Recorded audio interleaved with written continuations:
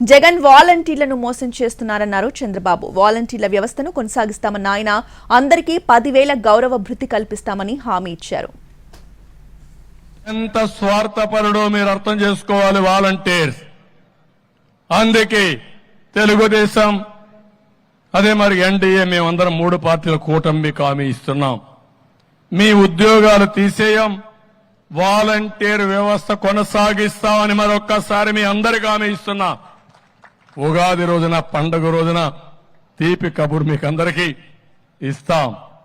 5,000 కాదు, మీకు రాబోయే రోజుల్లో 10,000 రూపాయలు పారితోషికం ఇచ్చే బాధ్యత మాది.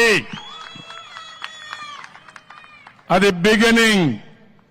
మీలో సమర్థత ఉంది, తెలివితేటలున్నాయి.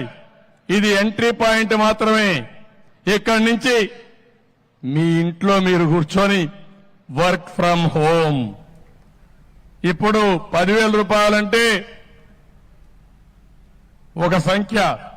10,000 నుంచి 50,000 1,00,000 రూపాయలు సంపాదించుకునే శక్తి తెలివితేటలు మీకుంది.